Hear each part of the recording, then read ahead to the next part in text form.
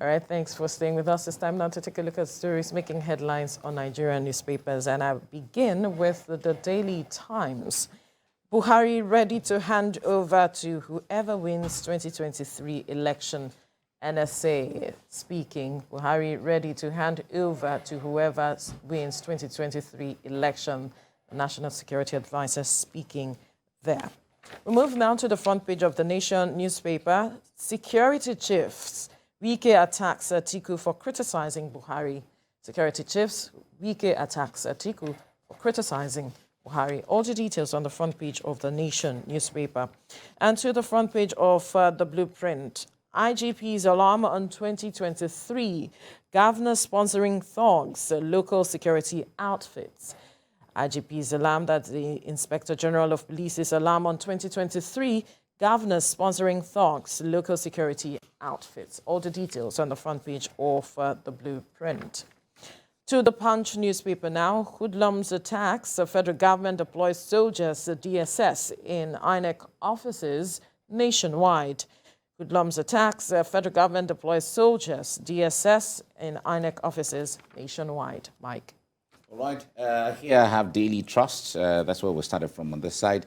Security energy crisis plunge 133 million Nigerians into poverty. That is what Daily Trust has. And 86 million in the north and 47 million in the south. Results will influence allocation of resources. Buhari is saying this. Skill acquisition, not cash distribution, will end poverty. Experts are saying this. And children are worst hit by this numbers that are out here on the front page of Daily Trust.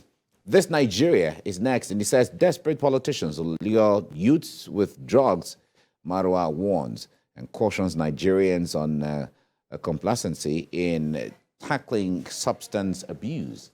You see that on the front page of this Nigeria. Leadership is next, and he says breach of Electoral Act. That's the focus here. And says party officials risk 6 months jail over vague financial reports. Party officials risk 6 months jail over vague financial reports. That's what you see on the front page of the leadership, Friday leadership. All right, Nature News is next. 900 million Africans rely on solid biomass. That's a report is saying that 900 million Africans rely on solid biomass. 600,000 die annually from indoor pollution. Recall that, of course, it's a very common thing to see firewood, and coal used to cook and things like that on the African continent. That's what Nature News has. Business Day is next, and it says weak naira spices up local condiments market. All right, weak naira spices up local condiments market.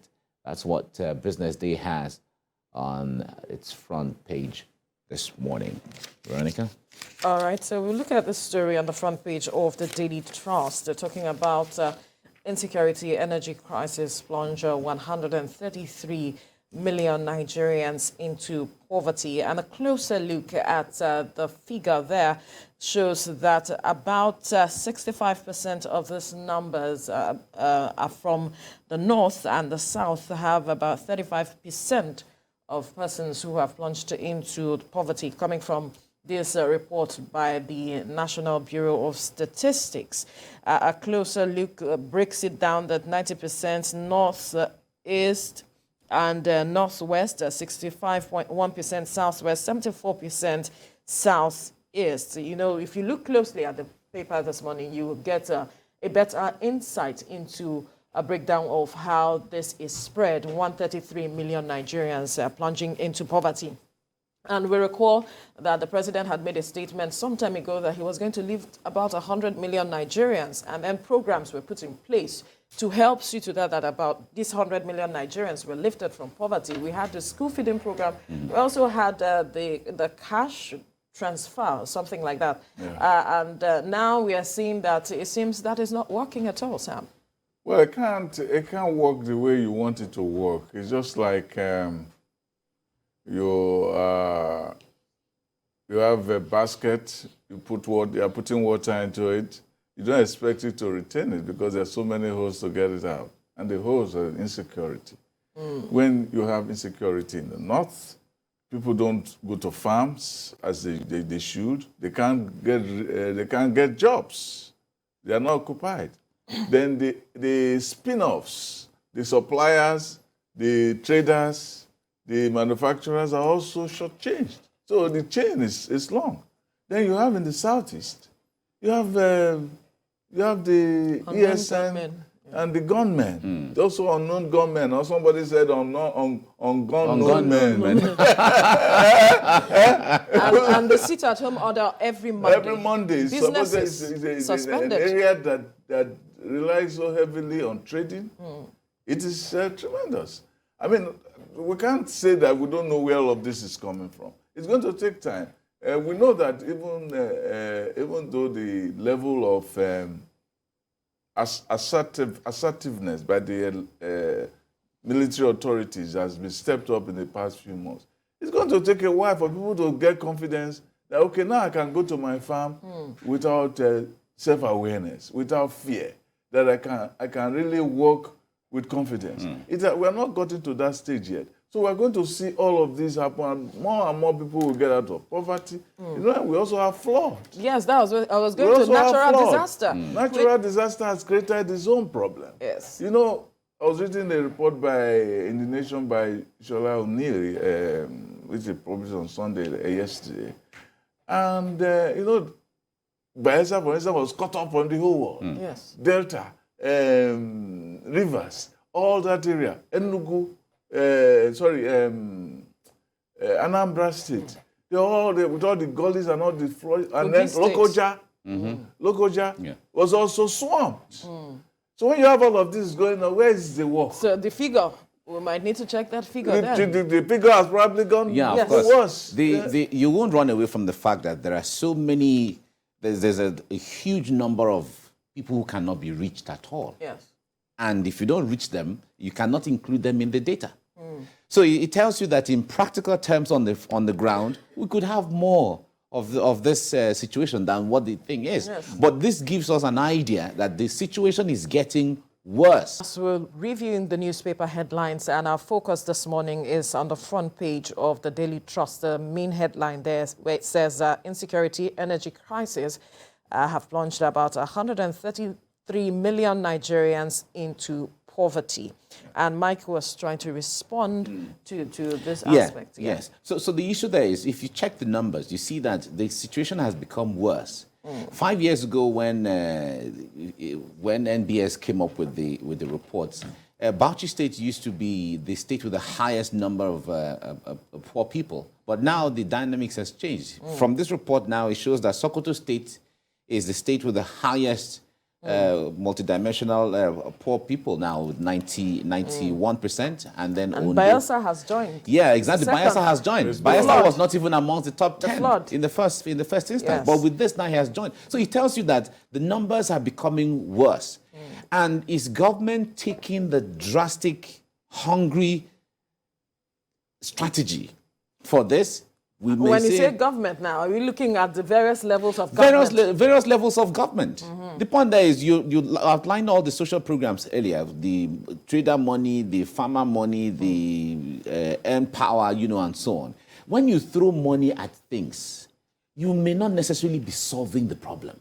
Because if you are not empowering people to acquire skill, it's not sustainable. We've seen situations where people are given grinding machines, people are given even taxis in some places, people are giving a commercial motorcycle, people are giving keke.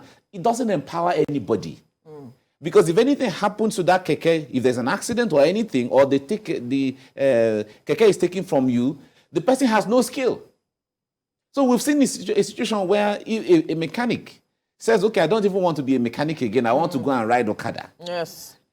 That is retrogression. Going from skill to skillless. It's going from skill to skillless. Anybody can ride an Okada. If you're telling me that from my mechanical or from my skill as a mechanic, I want to start assembling machines or grinding machines or whatever the thing is, then you're talking to us. So the point there is that we've seen government create these opportunities where monies are given to people. They said monies from Abacha loot, returned, as you will never create an empowerment situation where people are gotten out of poverty, except that strategy changes. We're going to see more number of people. In fact, in the next report, it will be more than 133 million. The point is that we are treating the surface by saying we are going to give poverty alleviation, which is a very good idea. To do poverty alleviation is good, but you have to create the infrastructure. Exactly. Enabling environment too. Once you give them an enabling environment, they will take even up if the you remaining give the one. man, You don't have to wait. Even if you give the guy a car to go and walk, the road will be enough to sustain it. There'll be good roads to walk. And you have to do that. Shakespeare said, with flood and all of that, nature come to place. Yeah. Shakespeare said, nature must obey necessity. But in this case, necessity must obey nature. Must obey nature. So that's what we see. And the necessity is imagination. Exactly. Let's come up with ideas. Climate change has come. We are not ready. Obviously. COP27 is going on. We are not ready yet because we have not come up with a game plan to attack the environment. We see some level of relief. Government, bringing relief for people. It's not enough. The noodles, and that is not the issue. We know, of course, the point there is we show concern and show empathy. But you see, the point there is that there has to be a comprehensive plan. What is the strategy to say, okay, if Kogi State, what happened in Kogi State, we're going to say never again in Kogi State for flooding, what are we going to do? A lot of people have said, dredge, let there be a comprehensive, even if it's a 15-year plan or a 20-year plan to dredge the River Niger and River Benue, all from the whatever down. Let them learn from Lagos. Lagos should have been the worst hit in the country. Exactly. Yes. Because everything empties down to the south. Yes. Lagos was ready. It's the same thing. It boils down to state governments now taking responsibility, working in alignment with the federal government. Exactly. So they have it's to be also the that federal government collaboration. coming up with a grand plan. Yes. And saying that this is how we want to Exactly. it. And every state is trying to come up. into But what it. is happening now is that Lagos has done it, and others are looking, what are we going to do?